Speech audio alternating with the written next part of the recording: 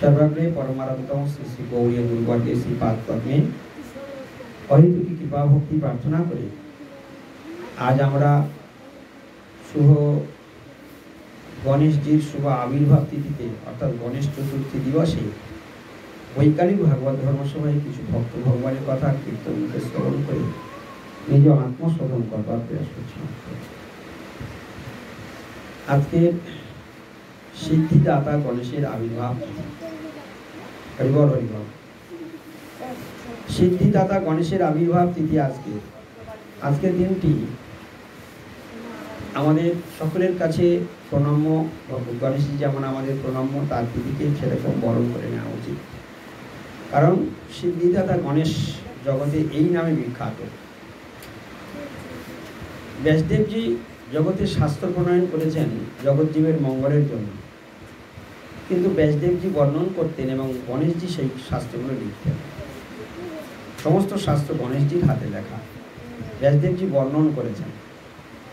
তো এই রকমভাবে মহাভারত আদি যে সমস্ত শাস্ত্র রচনা করেছেন ব্যাসদেবজি, তার লেখক হচ্ছে গণেশ।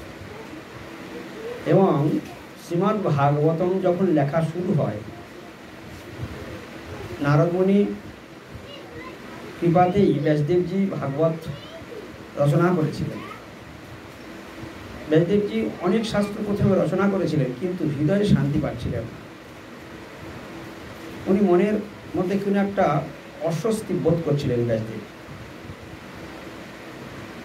হঠাৎ তার গুরুদেব নারদমুনিকে তিনি স্মরণ করলেন। নারদমুনি ব্যাসদেবজির আশ্রমে আসলেন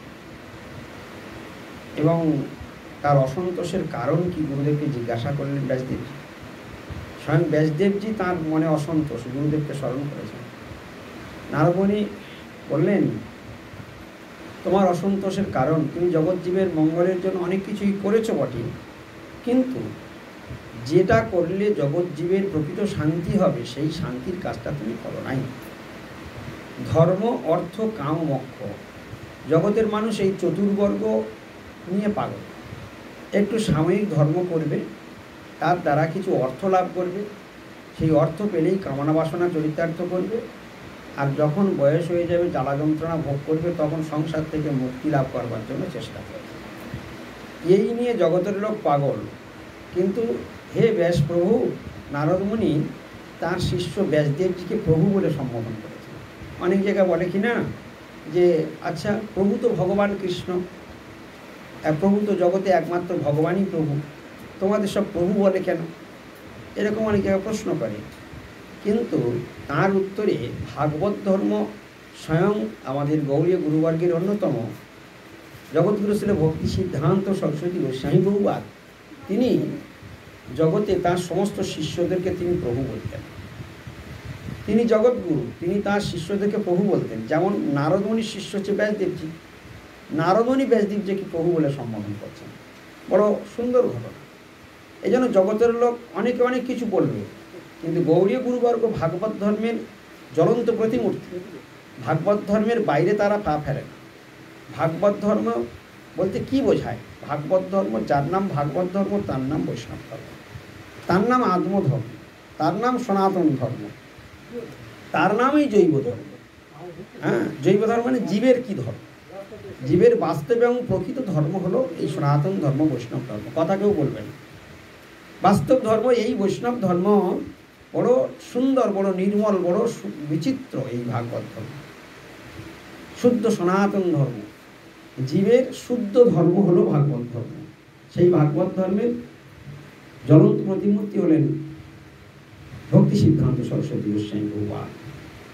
তিনি স্বয়ং তার শিষ্যদেরকে তিনি প্রভু বলে সম্বোধন করতেন। একটু কমিয়ে দাও। তিনি স্বয়ং তার শিষ্যদেরকে প্রভু বলে সম্বোধন করতেন, ঠিক যেমন এখানে নারদমুনি তার শিষ্য ব্যাসদেবকে প্রভু বলে সম্বোধন করতেন। হে ব্যাস প্রভু, আপনি এত দুঃখ পাচ্ছেন কেন? আপনার দুঃখ পাওয়ার মূল কারণটা কি? তখন বললেন, গুরুদেব, আমি জীবের জন্য এত শাস্ত্র রচনা করেছি, কিন্তু তবু আমি কেন যে হৃদয়ে শান্তি পাচ্ছি না, এটা আমি নিজেই জানি না। তখন বললেন, তোমার একটাই মাত্র ত্রুটি, সেটা হলো এই, তুমি যে ভগবান কৃষ্ণের কথা, গোবিন্দের কথা, জগৎ পবিত্রকারী কথা, জগৎ মঙ্গলময় কথা, সেই কৃষ্ণের কথা তুমি শাস্ত্রে মহাভারতে কম বর্ণন করেছ এবং যুদ্ধ বিগ্রহ রাজরাজরাদের কাহিনী তুমি বেশি বর্ণন করেছ। 100 ভাগের মধ্যে 90 ভাগ তুমি যুদ্ধ বিগ্রহ রাজরাজরাদের কাহিনী বলেছে, যা শুনলে জীবের ধর্ম অর্থ কাম্যক্ষ হবে, চতুর্বর্গ ফল হবে, কিন্তু পঞ্চম পুরুষার্থ কৃষ্ণ প্রেম লাভ হবে না।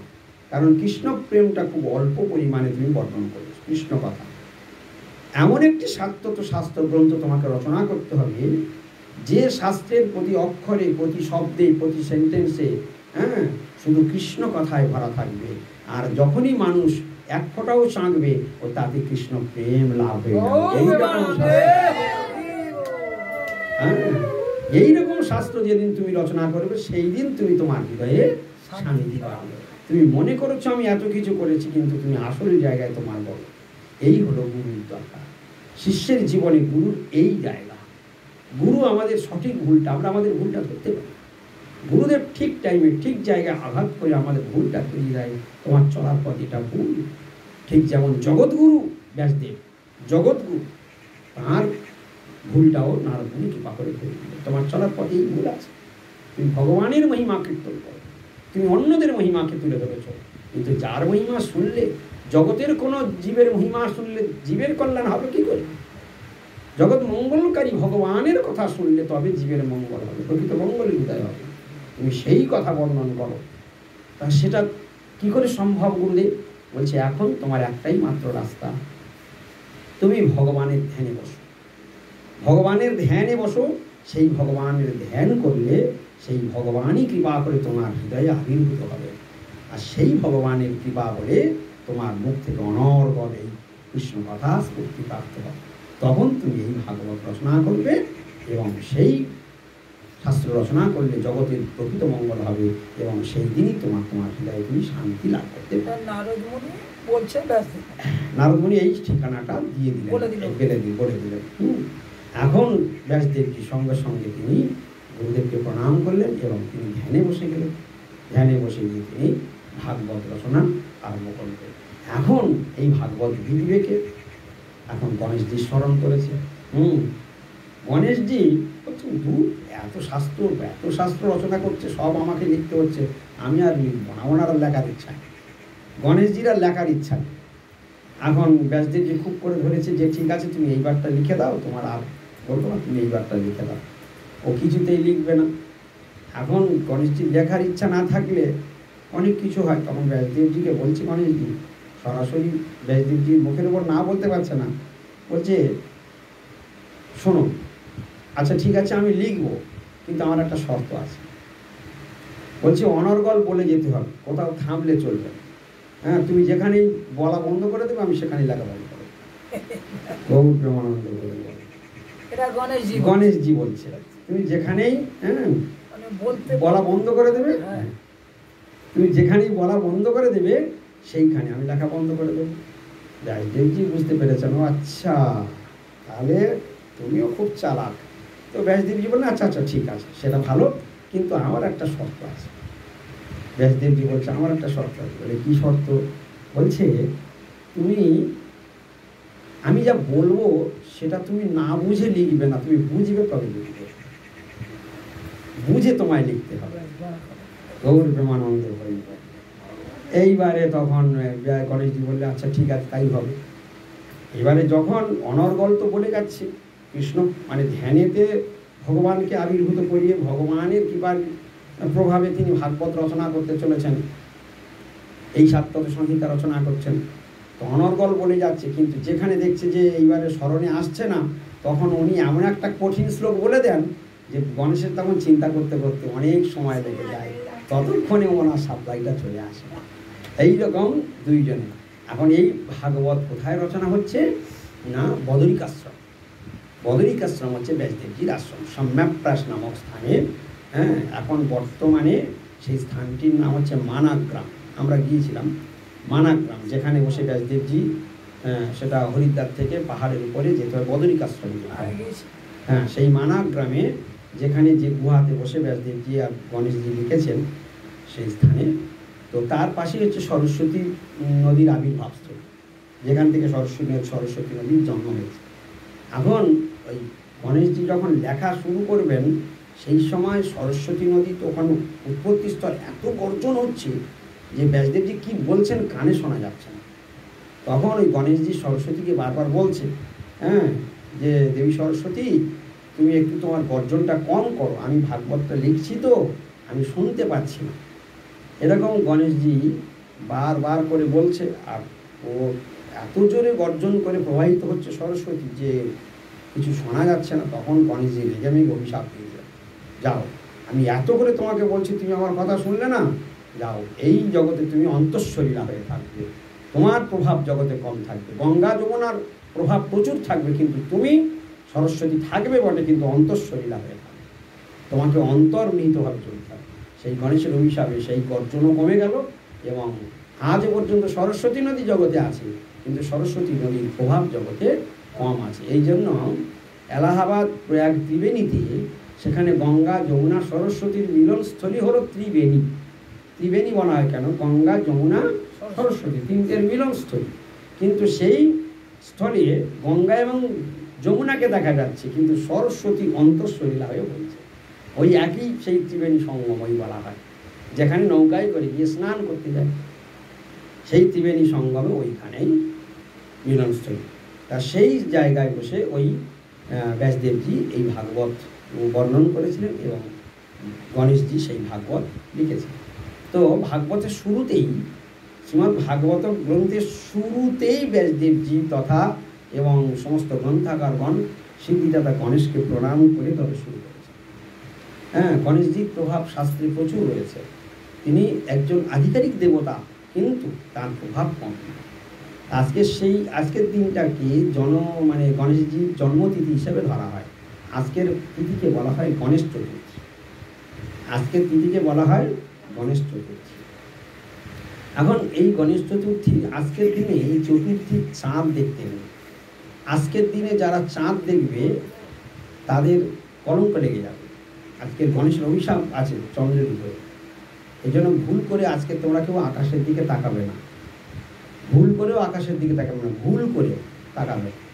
কলঙ্ক না থাকলেও তবে কলঙ্ক লেগে যাবে, মিথ্যা কলঙ্ক লেগে যাবে। অভিশাপ আছে, তুমি কোনো দোষের দোষী নয়, কিন্তু তোমার নামে কলঙ্ক লেগে যাবে। কিসের অভিশাপ আছে? গণেশজির অভিশাপ আছে। কেনই অভিশাপ লাগলো, কি কারণটা? কোনো এক সময় কৈলাসে একটা মহা উৎসব হচ্ছে, শিবের ওখানে মহা উৎসব হচ্ছে, সমস্ত দেবতাগণ এসেছেন, বিভিন্ন মহিষীগণ নিমন্ত্রিত হয়েছেন। সেইখানে সেই নিমন্ত্রিত অতিথিগণ আসছেন এবং সেইখানে বিভিন্নজন উৎসব আদিতে এলে বিভিন্নজন বিভিন্ন উপহার নিয়ে আসেন। এখন সেখানে নারদমুনি একটা সুন্দর ফল নিয়ে এসেছেন। এত সুন্দর ফলটা শিবজির কাছে সেখানে নিয়ে গিয়েছেন। সেখানে গণেশও ছিল, কার্তিকও ছিল। এখন ফলটা নিয়ে শিবজির হাতে দিয়েছেন। শিবজির হাতে ফলটা দেখে গণেশজি বলে, বাবা ওটা আমি খাবো। কার্তিক বলে, বাবা ওটা আমি খাবো। এখন দুজনেই ঝগড়া লেগে গেছে। এখন ও বলে আমি নেবো, ও বলে আমি নেবো। ভাই ভাই থাকলে যা হয়। এইবারে শিবজি বলছে, আচ্ছা এক কাজ করো, যে কোনো একজন একটা ফল না, এর বিনিময়ে আমি 10টা ভালো ফল দিয়ে দেবো। বলে না না, ওই ফলটাই আমার চাই। ও বলে ওই ফলটাই আমার চাই। আমি শিবজি মহাবিপদে পড়ে গেছি। শেষকালে বলছি, তবে এক কাজ করো, এইটাকে আমি দুজনকে সমান করে কেটে ভাগ করে দুজনকে দিয়ে দেবো। দুজনে বায়না করছি, না ওটা আমার পুরোটা দিতে হবে। বলে আমার পুরোটা দিতে হবে। শেষকাল পর্যন্ত শিবজি বললেন, আচ্ছা গণেশ তুমি থামো, তোমার এই ফলটা তোমার নিতে হবে না, আমি তোমার অন্য অনেক ভালো জিনিস তোমার দেবো, এই ফলটা আমি কার্তিককে বলে যেই ফলটা নিয়ে কার্তিককে দিয়েছে, গণেশের মুখ একদম গম্ভীর হয়ে গেছে, রাগে একদম হেঁটে যাচ্ছে। এতটাই রাগ হয়ে গিয়েছে মানে ঘুম হয়ে পড়ে। সেই সময় অনেক দেবতারা সেখানে ছিল, কিন্তু চন্দ্রদেব সেটা স্বচক্ষে দেখেছেন। চন্দ্রদেব দেখছে এত রাগে, এমন মুখ গম্ভীর হয়ে আছে, এমন সুন্দর দেখতে হয়েছে, ও চন্দ্রদেব হি করে হেসে পড়েছে। আর ওদিকে রাগে গড়গড় করে শরীর জ্বলছে, আর চন্দ্রদেব যখন ওই হেসেছে, সঙ্গে সঙ্গে গণেশজি বললেন, তুমি আমি আমার জ্বালায় জ্বলছে আর তুমি আমার দিকে হাসছো, যাও আজকে আমি তোমার অভিশাপ দিয়ে দিচ্ছি, তোমার নষ্ট চন্দ্র হয়ে যাবে, তুমি তোমার মুখ যে দর্শন করবে তার কলঙ্ক লেগে যাবে। একদম ভরা সভাতে দিয়ে দিল এক অভিশাপ, এই গণেশের অভিশাপ হয়ে যাবে। এখন এই ভয়েতে এখন চন্দ্রদেব তো নষ্ট চন্দ্র হয়ে গেল, গণেশের কলঙ্ক লেগে গেল, এই চন্দ্রের কলঙ্ক লেগে গেল। এখন যে ওর মুখ দেখবে, গণেশের অভিশাপ হয়ে গেল, যে মুখ দেখবে তার কলঙ্ক লেগে গেল। কি বিপদ হয়ে গেল, এখন কি হবে? এই বিপদে এখন কে রক্ষা করবে? এখন এই বিপদে এখন কে রক্ষা করবে? এখন এই বিপদে এখন ব্রহ্মাজির কাছে গিয়েছে। এখন ব্রহ্মাজি তখন সেই উৎসবে যোগদান করেছিলেন। ব্রহ্মাজির কাছে যখন গিয়েছে, বিষয়টা কি হবে? ব্রহ্মাজির কাছে যখন চন্দ্র আসছেন তখন ব্রহ্মাজি মাথা নত করে নেবে, কারণ ওর মুখ দেখবে না, ও মুখ দেখলেই, চন্দ্রের মুখ দেখলে কলঙ্ক লেগে যাবে। এইরকমভাবে যার কাছে যাচ্ছে সে মাথা নত করে নিচ্ছে। এখন ব্রহ্মাজির কাছে যখন গেলেন, ব্রহ্মাজি বললেন, দেখুন আপনারা সবাই যদি মুখ ঘুরে নেন তাও আমার দুর্দশা কী হবে? বলছে, দেখো তোমার একটাই মাত্র সমাধান, যে অভিশাপ দিয়েছে এবং তার স্মরণ ছাড়া তোমার আর এই রাস্তার কোনো খোলা নেই। তখন সেই চন্দ্রদেব গিয়ে গণেশজির চরণে পড়লেন, হে গণেশজি, আমার ভুল হয়ে গেছে, আমি একটু খেলার ছলে রাগ হয়ে গেছে, আমি সেইভাবে হেসেছিলাম, তো বাস্তবিক তোমাকে অপমান করবার জন্য আমি হাসি নাই, তাই তুমি আমাকে ক্ষমা করে দাও। তো খুব স্তবস্তুতি করেছে, খুব স্তবস্তুতি করেছে, মানে গণেশের খুব স্তবস্তুতি প্রশংসা করেছে চন্দ্রদেব। করার পরে একটু রাগ কমেছে। হ্যাঁ, ভুল করে আবার যদি কেউ প্রশংসা করে, খুব যশ টস করে, তাহলে কি হয়, একটু রাগটা অন্তত কমে যায়, একটু রাগটা কমে যায়।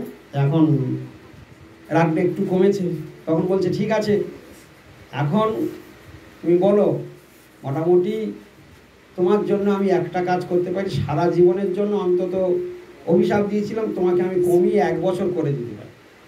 হ্যাঁ, বলছি 1 বছর তোমার মুখ যে দেখবে তার এরকম। গণেশজি ফের পরে চরণে পড়ে গেলেন। চন্দ্রদেব বলেন, এই কী করে হবে? 1 বছর আমি 1 বছর আকাশে উঠবে, 1 বছর কেউ তোমার দেখবে না। এই করে করে কান্নাকাটি করে করে শেষকাল পর্যন্ত কমিয়ে কমিয়ে কমিয়ে কমিয়ে এই আজকের দিনটা বলছে, ঠিক আছে, অভিশাপ তো লুপ্ত হবে না, এই 1 দিনের জন্য আমি তোমাকে ছাড় দিতে পারবো না, কারণ আমার অভিশাপ ব্যর্থ হয়ে যাবে। তাই আজকের এই গণেশ চতুর্থী আমার জন্মদিন, ওই উৎসবটা ছিল গণেশের জন্মদিন, আমার এই জন্মদিনের আজকের দিনে তোমাকে যে দর্শন করবে তার কলঙ্ক করবে। এই জন্য এই চতুর্থী গণেশ চতুর্থী বলা হয়, বা এইটাকে হরিতালি চতুর্থীও বলা হয়। হরিতালি চতুর্থী, হরিতালি চতুর্থী মানে কি? এই দিনে স্বয়ং জগতে ভগবানও দেখালেন, ভগবান কৃষ্ণের গায়ে কলঙ্ক লেগে গিয়েছিল। আজকের দিনে ভগবান কৃষ্ণই চন্দ্র দর্শন করেছিলেন, এই জন্য ভগবানেরও মিথ্যা কলঙ্ক লেগে গিয়েছিল।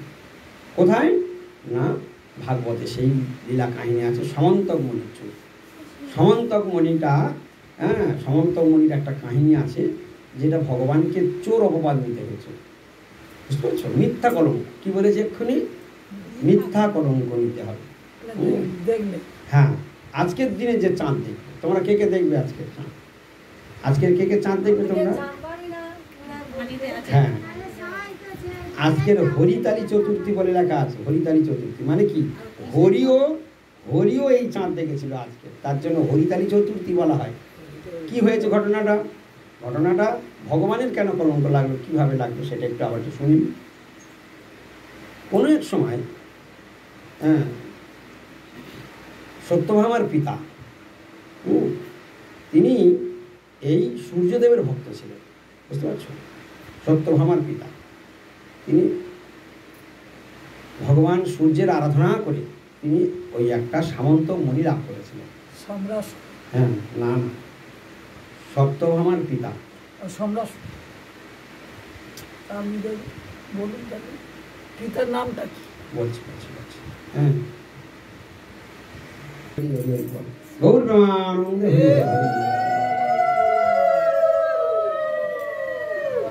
এখন আজকের এই হরিতালি চতুর্থীতে ভগবান এই নষ্টচন্দ্র দর্শন করার জন্য ভগবানের গায়েও মিথ্যা কলঙ্ক লেগে গিয়েছিল।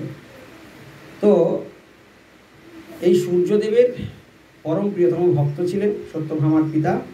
তিনি এই সূর্যদেবের পরে তিনি সামন্তক মুনি লাভ করেছিলেন। সেই সামন্তক মুনির কী গুণ ছিল?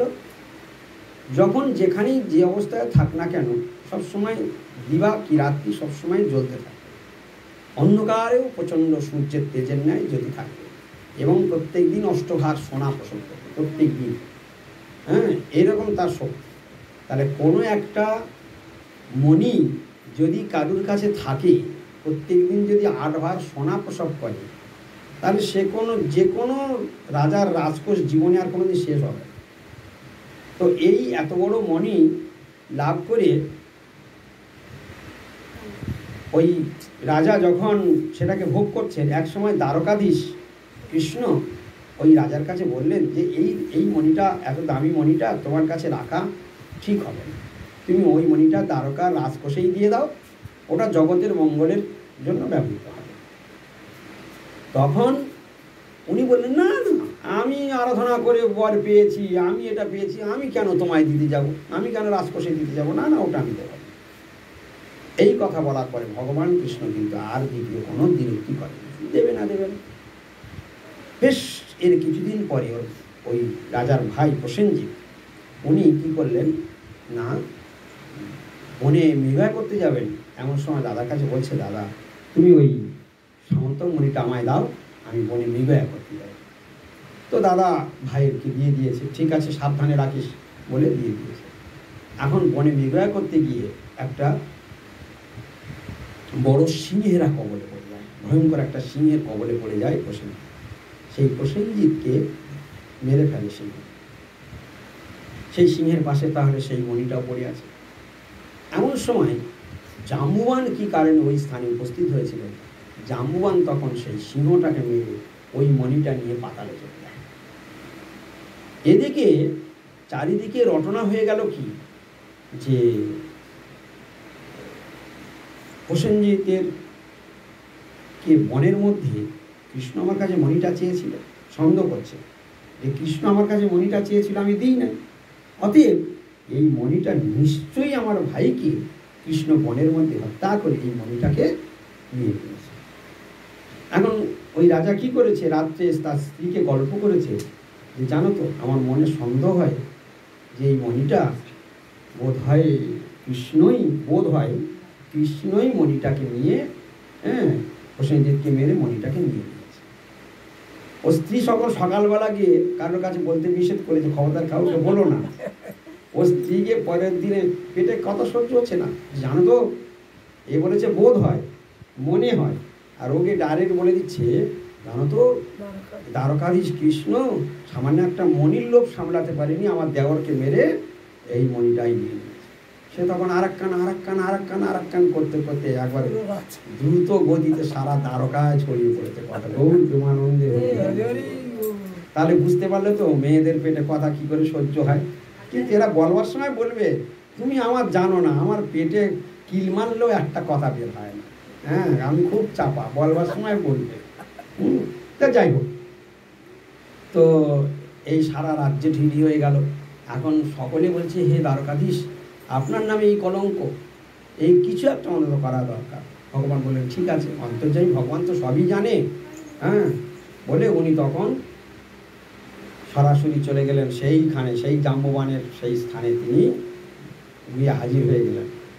সেইখানে হাজির হয়ে গিয়ে সেইখানে দেখে, হ্যাঁ, জাম্বুবানের কন্যা জাম্বুবতী সেই মণিটাকে নিয়ে খেলা করছে। তখন ওখানে গিয়ে কৃষ্ণ বলছে, মণিটা আমার লাগবে, মণিটা আমায় দাও। ও তখন ছুটে ভেতরে পালিয়ে গিয়েছে, বাবাকে খবর দিয়েছে যে একজন এসেছে, মণিটা চাইছে। এবারে জাম্বুবানের ছুটে এসেছে, কে তুমি, কী ব্যাপার, কোথা থেকে গেলে? এখানে সমস্ত পাতাল লোকে চলে গিয়েছে, সুড়ঙ্গ দিয়ে পাতাল লোকে চলে গিয়েছে। এইবারে বলছে, ওই মণিটা আমার লাগবে। তো মণিটা বলে, মণিটা তো দিতে পারি, আগে আমাকে যুদ্ধে পরাস্ত করতে হবে, তারপরে মণি পাওয়া যাবে। তো বলে ঠিক আছে, যুদ্ধে পরাস্ত হয়ে গেল। 18 দিন ব্যাপী যুদ্ধ হচ্ছে।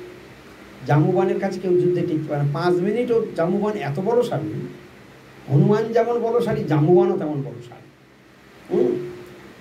যখন সীতা উদ্ধারের জন্য সমুদ্র সেতু বন্ধন হচ্ছিল, সেখানে জাম্বুবান ছিল, সেখানে হনুমানও ছিল, কিন্তু জাম্বুবান বয়সের জন্য তিনি আর কিছু করতে চাননি।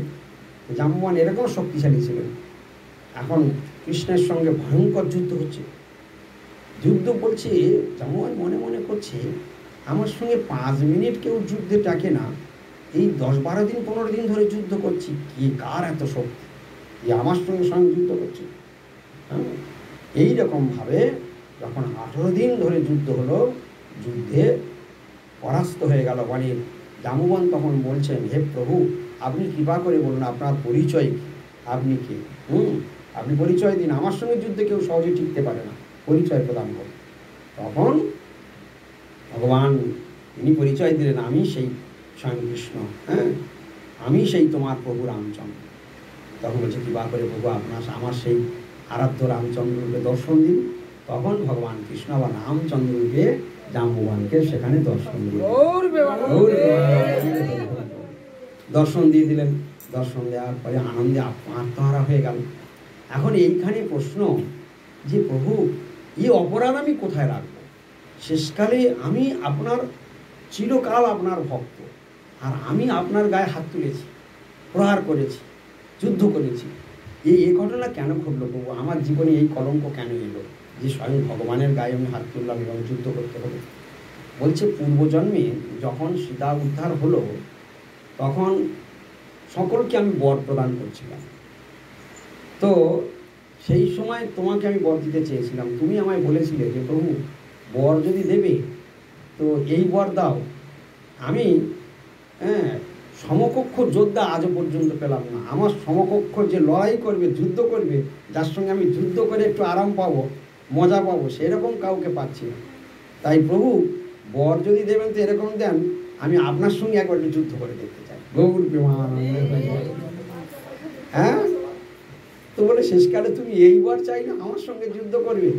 তা ঠিক আছে, তাই হোক, তোমার মনোবাঞ্ছা পূর্ণ হবে। এই সেই জাম্বুবানের সঙ্গে যুদ্ধ হলো। ভগবান তখন সব বলে দিলেন, এই তোমার বর ছিল যে তুমি একদিন যুদ্ধ করে একটু সুখ লাভ করবে, বড্ড বলশালী তো। তা যাই হোক, তো বললে প্রভু ঠিক আছে। বলছে, আমার অপরাধ ক্ষমা করে দাও প্রভু, আমার আর জীবনে এরকম ভুল হবে না। তো বলছে, এখন ঠিক আছে, মণিটা দাও। বলছে, মণি তো দেবো বলেছিলাম, কিন্তু মণি তো আমি দিতে পারবো না। জাম্বুবান বলছে, আমি তো মণি দিতে পারবো না। কি, তুমি বললে যুদ্ধ যে হেরে যাবে, হেরে গেলেই আমি মণি দিয়ে দেবো? হ্যাঁ, আমাকে পরাস্ত করলেই আমি মণি দিয়ে দেবো? বলছে, হ্যাঁ সেটা বলেছি, কিন্তু আমি এখন মণিটা দিতেও পারবো না। বলে কেন? বলে, ইতিপূর্বে আমার মণিটা আমি আমার কন্যাকে দিয়েই দিয়েছি। তা যাকে দিয়ে দিয়েছি সেটা এখন তার সম্পদ, এখন দিতে হলে তার কাছ থেকে নিতে হবে। এখন তার তো আমার কাছ থেকে, সে তো আমার মণিটা দেবে না, আমি তাকে দান করে, দান দেওয়ার জিনিস ফেরত নিতে নাই। যাকে দান দিয়েছি তার কাছে কি ফেরত নেওয়া উচিত? তাহলে এক কাজ করুন, এক ঢিলে দুই পাখি মারুন। আমার এই অপরাধটাও মোচন, আমি আপনার গায়ে হাত তুলেছি, ওই অপরাধ হয়েছে, তাই আমার কন্যাটা আপনার সঙ্গে বিবাহ দিতে চাই। আপনি আমার কন্যাকে বিবাহ করবেন, আর যৌতুক হিসেবে ওই মণিটা আপনি নিয়ে চলে যাবেন। গৌর প্রেমানন্দ। হ্যাঁ, ভগবান বলেন, বাহ জাম্বুবান, তোমার ভালোই কৌশল। হ্যাঁ, তার ভক্তের অপরাধও গেল, আর কন্যাদান এতে আমার অপরাধও গেল, আর ওইদিকে যৌতুক হিসেবে মণিটাও হয়ে গেল। ভগবান জাম্বুবতীকে বিবাহ করে মণি নিয়ে সোজা দ্বারকায় চলে গেল। দ্বারকায় গিয়ে এইবারে চারিদিকে ভিড়ি পড়ে গেল, সব ডাকাডাকি শুরু হয়ে গেল, এবং সেখানে সেই সত্যভামার পিতাকে ডাকা হলো। সেখানে সবার মাঝখানে, সেইখানে সত্যভামার পিতার নামটা মনে আসছে না, আমি পরে বলে দেবো, আজকে দেখে গিয়ে বলে দেবো। তো যাই হোক, সেই সবার মাঝখানে সবাইকে ডাকা হলো, সবাইকে ডেকে আনা হলো, এবং সেই রাজাকেও ডাকা হলো। সবার মাঝখানে সমস্ত বিবরণ ভগবান কৃষ্ণচন্দ্র, এই ভরণটা একটু কমিয়ে দাও, সবার মাঝখানে সেখানে ডাকা হলো, এবং সেই বর্ণন সব প্রথম থেকে শেষ পর্যন্ত কিভাবে কি হয়েছে সব বর্ণনটা করলেন। এবং সেইখানে এতটাই, বাড়াও বাড়াও বাড়াও, হরিবল হরিবল, থাক, এই বলুন, থাক, আর বাড়াবোটা পাবেন, থাক। সেইখানেই সমস্ত বর্ণন যখন ভগবান শ্রীকৃষ্ণ করলেন সেই রাজসভার মধ্যে, সেইখানে তিনি মাথা হ্যাট করলেন, লজ্জিত হলেন যে আমি এই কলঙ্ক, আমার জন্য আজকের ভগবানের গায়ে কলঙ্ক লাগলো, তো এই কলঙ্ক আমি রাখবো কী করে, বলে সকলের সামনে সেই মণিটা বের করে আবার সেই রাজার হাতে মণিটা দিয়ে। তখন সেই রাজা বলছে, না না, এই মণি আমার লাগবে না, এই মণি আপনি নিয়ে নেন, আর আমার মণি লাগবে না। বলছে, না না, এই কলঙ্কযুক্ত মণি আমি আর নেব না, এই কলঙ্কযুক্ত মণি আর আমি নেব না। তখন ফের পায়ে পড়েছে, বলছে, তাহলে আমার এই অপরাধ মোচনের জন্য আপনি কৃপা করে আমার কন্যা সত্যভামাকে আপনি বিবাহ করুন। বলছে হ্যাঁ তোমার কন্যাকে বিবাহ করতে পারি, কিন্তু তোমার এই বিষাক্ত মণি আমি আর নেব না বলে সেই সত্যভামাকে বিবাহ করলেন এবং সেই কলঙ্ক মোচন হলো। আজকের সেই হরিতারি চতুর্থী, এই চতুর্থীতে চন্দ্র দর্শন করেছিলেন বলে ভগবান শ্রীকৃষ্ণের আজ পর্যন্ত এই ভগবানের গায়ে পর্যন্ত মিথ্যা কলঙ্ক লেগে গেল। ভগবান জগৎকে দেখালেন যে যারা ভগবত ভজন বলে বলিয়ান হয় তাদের বাণী দিব্য বাণী, তাদের বাণী সত্য হয়ে যায়, তাদের বাণী আর কোনোদিন মিথ্যা হবে না। এই জন্য দেবতারা যদি কোনোদিন কোনো অভিশাপ দিয়ে দেয় লেগে যাবে, মুনি ঋষিগণ যদি কোনো অভিশাপ দিয়ে দেয় লেগে যাবে। যারা শুদ্ধ সদাচারী প্রসাদভোজী ব্রাহ্মণ, তৎকালীন দিনে ব্রাহ্মণ যারা, তাদের বাক্যসিদ্ধ ছিল, অভিশাপ দিলেই লেগে যাবে। হ্যাঁ, তো এই জন্য যাদের ভজন বল আছে তারা অভিশাপ দিলেই লেগে যাবে। তারা তাদের যেমন কোনো বর দিলে লেগে যাবে, আবার কোনো অভিশাপ দিলেও লেগে যাবে। এইভাবে স্বয়ং ভগবান জগতে এই গণেশজির দ্বারা অভিসম্পাদ যে চন্দ্রের উপর হয়েছিল সেটাও আজকের হরিতালি চতুর্থী বলে বর্ণন হয় বা গণেশ চতুর্থী বলে বর্ণন হয়। এই জন্য আজকের কেউ দয়া করে কেউ চন্দ্র দর্শন করবেন না। আজকের গণেশজির মহিমা আমরা শুনছি। এই গণেশজির আরও অসংখ্য মহিমা রয়েছে শাস্ত্রে।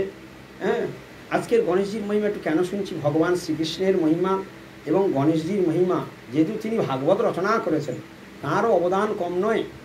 গণেশজির সিদ্ধিদাতা গণেশ, যদি আমরা গোবিন্দের চরণে প্রণাম করবার আগে, ভাগবত খোলবার আগে গণেশজিকে প্রণাম করি তাহলে আমার ভাগবত পড়াটাও সিদ্ধ হয়। হ্যাঁ, সেই জন্য সিদ্ধিদাতা গণেশের চরণে প্রণাম করলে আমি গণেশজিকে প্রণাম করব, কিন্তু গণেশজির কাছে আমি কি চাইব? সর্বদেবে পুজিবে না হইবে তৎপর, সবার কাছে মাগি লবে কৃষ্ণ ভক্তি বর। গণেশজিকে প্রণাম করে আমি কৃষ্ণ ভক্তি বর প্রার্থনা করি। এই হলো আমাদের মূল বিষয়। যাই হোক, কোনো এক সময় গণেশজি, তখন খুব ছোটোবেলাতে গণেশজি খুব বলশালী, তিনি এতটাই বলশালী বলার মতো না। তো একদিন মা স্নান করতে যাচ্ছে, ঘট খোলা রয়েছে, গণেশজিকে বলছে গণেশ আমি যতক্ষণ না ফিরে আসবো ততক্ষণ যেন ঘরে কেউ প্রবেশ না করে, তুমি পাহারা দেবে। এই বলে মা স্নান করতে চলে গিয়েছে। এমন সময় কি ঘটনা ঘটেছে, সেই সময়ে ওই শিবজি এসে উপস্থিত হয়েছে। শিবজি ঘরে ঢুকতে চাইছে, গণেশ ঢুকতে দিচ্ছে না, বলে না ঘরে ঢোকা নিষেধ। বলে কেন? বলে মা বলে গিয়েছে যতক্ষণ না আমি ফিরে আসবো ততক্ষণ ঘরে কাউকে ঢুকতে দেবে না, সেই জন্য পাহারা দিচ্ছে। তখন শিবজি গণেশকে বলছে দেখো বাবা, তোমার মা যেটা বলেছে ঠিকই বলেছে, কিন্তু আমার জন্য এই নিষেধটা না, আমি তো ঘরের লোক, বাইরের কেউ যেন ঘরে প্রবেশ না করে এই জন্য তোমাকে নিষেধাজ্ঞা দিয়েছে। অতএব আমার জন্য তোমার নিষেধ করার দরকার নেই, তুমি পথ ছেড়ে দাও। গণেশজি বলে না না হবে না, তাহলে মায়ের আদেশ লঙ্ঘন হয়ে যাবে, আমি পথ ছাড়তে পারবো না। এইভাবে গণেশজির সঙ্গে শিবের কথা কাটাকাটি চলছে, পিতাপুত্রের কথা কাটাকাটি চলছে। এমন সময় নন্দী ভিঙ্গি এসে গিয়েছে। নন্দী ভিঙ্গি বলছে দেখো, শিব জগৎবরণ্য, তোমার পিতা, তাকে এরকম অসম্মান করা বা তাকে ঘর আটকে দেওয়া এটা তোমাদের উচিত নয়। বলে শিবজি রেগে মেগে বলে ঠিক আছে তুমি ওদেরকে বোঝাও। বলে শিবজি রেগে মেগে চলে গেল। শেষকাল পর্যন্ত এরা খুব করে বোঝাচ্ছে, বোঝে না, শেষকাল এদের সঙ্গে যুদ্ধ হয়ে গেল, এদেরও সকলকে মেরে ভাগিয়ে দিল। হ্যাঁ, এরা গিয়ে শিবের কাছে কেঁদে পড়েছে যে প্রভু আমরা তো গণেশের কাছে পারলাম না। এইবারে তুই চিন্তা করছে, শিবজিতে খুব প্রধান্বিত হয়ে যাচ্ছে যে এ তো খুব বাড়াবাড়ি করছে। এই করতে করতে দেখা যাচ্ছে যে ওদিকে ব্রহ্মার ধ্যান ভেঙে গেছে, শিবজি তাণ্ডব নৃত্য করছে, আগে তাণ্ডব নৃত্য করছে। এদিকে পার্বতী স্নানে গিয়েছে, বলছে কী ব্যাপার শিবজি এরকম তাণ্ডব নৃত্য করছে কেন, এরকম হচ্ছে কেন? বিষ্ণু লোকে লক্ষ্মী বিষ্ণু, হ্যাঁ স্বয়ং ভগবান বিষ্ণু, তিনি বললেন কী ব্যাপার শিবজি এরকম তাণ্ডব নৃত্য করছে। ভগবান তো সব জানে, অন্তর্যামী। তিনি তখন চিন্তা করলেন কী হচ্ছে, চলো চলো যাই দেখি কী হচ্ছে। বলে সঙ্গে সঙ্গে তারা আসলেন এবং ব্রহ্মাজি এসে গণেশকে বোঝাচ্ছেন দেখো তোমার বাবা এই প্রলয়ের দেবতা, এই কোনো অসময়ে প্রলয় হয়ে যাবে, তুমি রাস্তা ছেড়ে দাও। কিছুতেই বলছেন না, মা না আসলে আমি রাস্তা ছাড়ব, মা এলে তবে আমি রাস্তা ছাড়ব। এবার ব্রহ্মাজির সঙ্গে যুদ্ধ হলো। ব্রহ্মাজি যে বাণ মারে তাও উড়িয়ে দেয় গণেশজি, সেও বেশ ভয়ঙ্কর যুদ্ধ হচ্ছে। ব্রহ্মাজি দেখলেও তো সহজ হচ্ছে না। এই করতে করতে করতে করতে অনেকে বোঝাচ্ছে, কিন্তু কারোর কথা যখন বুঝ মারল না, শিবজি তাণ্ডব নৃত্য করতে শেষকালে কী হলো, ত্রিশূল ছেড়ে দিল, গণেশের মুখ নিয়ে চলে গেল। গণেশকে হত্যা করে। ইতিমধ্যেই ততক্ষণে পার্বতী দেব এসে পড়েছে, বলে হায় হায় হায় হায়, কী সর্বনাশ করলে, নিজের সন্তানকে তুমি হত্যা করে দিলে। হ্যাঁ, বলছে এইভাবে মহা একটা কন্দনের রোল উঠে গেল। একটা ছোট্ট ঘটনা থেকে একটা বিশাল ঘটনা ঘটে গেল। এখন পার্বতী বলছে আমি কোনো কথা শুনতে চাই না, আমার সন্তানকে তোমাকে জীবিত করে দিতেই হবে। ও তো আমার আদেশ পালন করেছে মাত্র, আমি ওকে বলে গিয়েছি, ও সেই আদেশ পালন করেছে। এইটুকু ধৈর্য তোমার হলো না? আমি স্নান করে আসা পর্যন্ত তুমি ধৈর্য ধরতে পারলে না? তুমি জগৎবরেণ্য শিব, হ্যাঁ, তুমি ভগবানের মহান ভক্ত, এইটুকু ধৈর্য তুমি ধারণ করতে পারলে না? নিজের সন্তান প্রতি, অবধ বালকের প্রতি তুমি ক্রোধ করে এইরকম তুমি করে দিলে। হ্যাঁ, ওর প্রাণ ভিক্ষা দিতেই হবে, তোমাকেই দিতে হবে। তো শেষকাল পর্যন্ত বলছে যে মুন্ডু উড়ে গেছে ও মুন্ডু আর হবে না, নতুন কোনো একটা ব্যবস্থা করতে হবে। কী প্ল্যান করা যাবে? তখন শিবজি বললেন এই উত্তর দিকে মুখ করে যাও, উত্তর দিকে মুখ করে দেখবে যে কোনো বাচ্চা কোনো যদি শুয়ে থাকে এবং তার মা যদি উল্টো দিকে মুখ করে শুয়ে থাকে, তাহলে সেই তার মাথা নিয়ে আসলেই তবে এর জীবিত হবে, নতুবা হবে না। এবং নন্দী ফিঙ্গি আদি সবাই তারা উত্তর অভিমুখে যাত্রা করলেন। উত্তর অভিমুখে যাত্রা করে তারা যেতে যেতে যেতে দেখলো ওই একটা হাতি, আস্তে আস্তে একটা হাতি, তার মা উল্টো দিকে মুখ করে শুয়ে আছে এবং তার উল্টো দিকে বাচ্চাটা উত্তর দিকে মুখ করে শুয়ে আছে। তখন নন্দী ফিঙ্গি সেই অস্থির মুন্ডুটা কেটে নিয়ে চলে আসলেন এবং এসে সেখানে বললেন, বলছি কী কেটে নিয়ে এসেছো? সবাই বলছে কী নিয়ে এসেছো? বলছে যা শর্ত আপনি দিয়েছেন সেই শর্তে যেখানে যত যাচ্ছি কোনোটাই মিলছে না, একমাত্র এটাই মিলেছে, তার মা উল্টো দিকে মুখ করে শুয়েছিল আর উল্টো দিকে মুখ করে শুয়েছিল, উত্তর দিকে মাথা করে শুয়েছিল, এইটা একমাত্র বনেছে, আর কোথাও পাওয়া গেল না। তখন বলেন এটাই ভবিতব্য। তখন সেটাই মন্তব্য করে শিবজি নিজেই ওই মুন্ডুটাকে জুড়ে দিয়ে দিলেন। সেই থেকে এই গণেশের এই হস্তি মুন্ডু হয়ে গেল। এই হলো জয় জয় সিদ্ধিদাতা গণেশজি কি। এই হলো গণেশ মুন্ডু। আজ গণেশ চতুর্থী বলে আমরা গণেশজির এই মহিমাগুলো শ্রবণ করলাম। তো সিদ্ধিদাতা গণেশায় নমঃ। হ্যাঁ, হরি বল। তো সিদ্ধিদাতা গণেশ এর মহিমা আমরা অনেক কিছু শুনলাম। তো যাই হোক না কেন, এই যে দেবতাগণ এরাও কেউ কম নয়, দেবতাগণ বড় ভাগ্যবান। দেবতাগণ ভগবান স্বয়ং ভগবানের লীলা সহচর। যেখানে যত দেবতাগণ রয়েছেন তারা ভগবানের খুব কাছের জন। যেমন নবদ্বীপ ধামে যখন মহাপ্রভু আবির্ভূত হয়েছিলেন সেই সময়ে নিরন্তর দেবতাগণ ভগবানের লীলায় অংশগ্রহণ করতেন। দেবতারা যা যা ভগবান গৌরসুন্দর যা যা লীলাবিলাস করতেন সমস্ত দেবতারা স্বর্গ ছেড়ে চলে আসতেন এবং সারাদিন ছদ্মবেশে ভগবানের বিভিন্ন লীলায় অংশগ্রহণ করতেন। আর যতক্ষণ না ভগবান রাত্রে শয়ন করতেন ততক্ষণ পর্যন্ত দেবতারা থাকতেন। কীরকম ভাগ্য চিন্তা করতে পারো? হরে কৃষ্ণ। কি বলছে শোনো, দেবতারা কত বড় ভাগ্যবান দেখো। আমরা এই যে ভগবানের শাস্ত্রে যে সমস্ত লীলাবিলাস রচনা করেছেন আমরা সেইগুলো শ্রবণ করছি, কীর্তন করছি, তার মাধ্যমে আমরা অনুভব করছি, সেগুলো শুনছি। কিন্তু সেই লীলাগুলো সাক্ষাৎ সহচর হিসেবে ছিলেন দেবতাগণ। কি দাপর লীলা, কি ত্রেতা যুগের লীলা, কি কলিযুগের লীলা, যে যুগেই হোক না কেন দেবতাগণ সবসময় ভগবানের লীলার সহচর রূপে থাকেন। তো সারা দিন দেবতারা ভগবানের প্রত্যেকটা লীলায় অংশগ্রহণ করে থাকে। তাহলে ভগবানের যত লীলা আছে সচক্ষে তারা দর্শন করেছে, তাহলে সেই দেবতাগণও কম যায় না। এই জন্য দেবতাগণকে কখনো অবমাননা করতে নেই, দেবতাগণকে প্রণাম করতে হয়। কিন্তু প্রণাম করে কি চাইতে হয়, এই জায়গায় মানুষ ভুল করে, ঠকে যায়। সর্বদেবে পুজিবে, অর্থাৎ সকলকে চরণে প্রণাম করবে, সকলকে সম্মান করবে। হ্যাঁ, পূজা করে, তাদেরকে ঠাকুর বায়না দিয়ে এসে প্যান্ডেল করে ঢাক বাজিয়ে পূজা করতে হবে না। সর্বদেবে পুজিবে, পুজিবে মানে এখানে চরণ বন্দনা করবে। না হইবে তৎপর, তৎপর মানে তাকে নিয়ে মাতামাতি করতে হবে না। সবার কাছে মাগিল হবে কৃষ্ণ ভক্তিবর, সবার চরণে প্রণাম করে কি চাইবে? কৃষ্ণ ভক্তি। কেন? তারা কৃষ্ণ ভক্তি প্রদান করতে সক্ষম। তাই দেবতাদের অবমাননা করেও কেউ কৃষ্ণকে লাভ করতে পারবে না, দেবতাদেরকে টপকে গিয়ে কেউ কৃষ্ণকে লাভ করতে পারবে না। তুমি সরাসরি কৃষ্ণ ভজন করো, কৃষ্ণ ভজন করেই জীবনের সার। কৃষ্ণ ভজন বিনা গতি নাই, গতি নাই, গতি নাই। দেবতারা তোমাকে ভবসমুদ্র পার করতে পারবে না, কিন্তু তারা তোমাকে সহযোগিতা করতে পারবে, হেল্প করতে পারবে। তাই দেবতাদেরকে প্রণাম করে শুধু কৃষ্ণ ভক্তি বর প্রার্থনা করবে। হে দেবগণ, তোমরা ভগবানের কাছের জন, তোমরা ভগবানের নিত্য সঙ্গী, লীলা সঙ্গী, তোমরা কৃপা করো, আমাকে কৃষ্ণ ভক্তি প্রদান করো। এইভাবে দেবতাদের কাছে প্রণাম করতে হবে। তাই আজকে সিদ্ধিদাতা গণেশের প্রসঙ্গে, আজকে দেবতা প্রসঙ্গে একটু আমরা বললাম। কি বললাম এই কথাটা মনে রাখবে যে যতক্ষণ না ভগবান রাত্রে শয়নে যেতেন ততক্ষণ পর্যন্ত দেবতারা ভগবানকে ছেড়ে যেতেই চাইতো না। যেদিন ভগবান জগাই মাধাই উদ্ধার করেন, মহাপ্রভু যেদিন জগাই মাধাইকে উদ্ধার করেন, সে এক অভূতপূর্ব লীলা।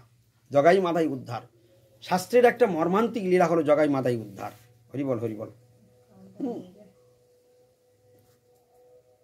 শাস্ত্রের একটা মর্মান্তিক লীলা হলো জগাই মাধাই উদ্ধার।